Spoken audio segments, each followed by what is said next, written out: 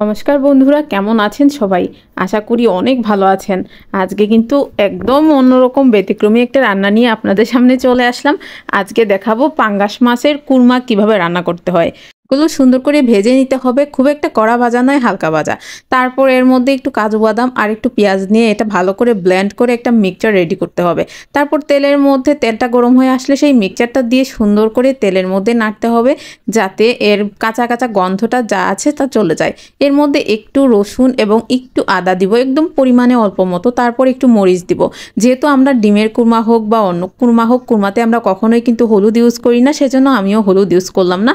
সুন্দর করে দিয়ে দিলাম। তারপর এর মধ্যে একটু টক দই ইউজ করলাম। ওর তেলের মধ্যে এটাকে একটু ভালো করে অল্প আছে নেড়ে নেড়ে ভালো করে এটাকে ভাজতে হবে, যাতে কোনো কাঁচা গন্ধ না থাকে। আর এই সময় চুলার আঁচটা কিন্তু একদম লো করে দিতে হবে, যাতে কোনো রকম পোড়া বা কোনো কিছু না লাগে। এইরকম টক দই ইউজ করলে হয় কি, অনেক সময় তলানি ধরে যায় বা একটু আগুন চড়িয়ে দিলে আশেপাশে পুড়ে যায়। সেজন্য হচ্ছে এই পোড়াটা যাতে না হয়, সেজন্য আগুনটা একদম কমিয়ে সুন্দর করে এটাকে মশলাটাকে তেলের মধ্যে ভাজতে হবে।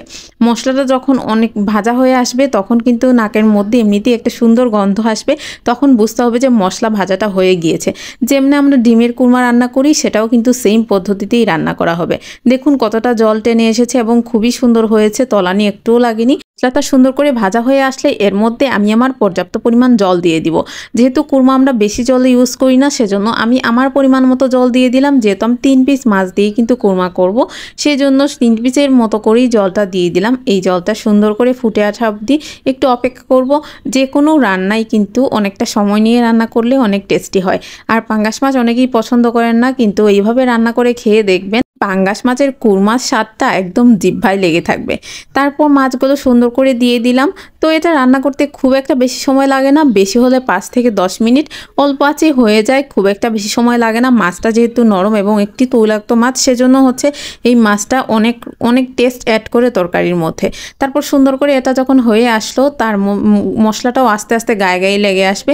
সেই পর্যায়ে আমি একটু কাঁচামরিচ ইউজ করে দিলাম।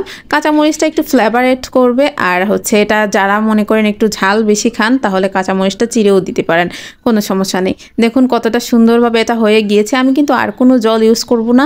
কুরমা কিন্তু আমরা একটু গায়ে গায়ে লাগা অবস্থায় খেয়ে থাকি। দেখুন কতটা সুন্দর হয়ে বসে গিয়েছে।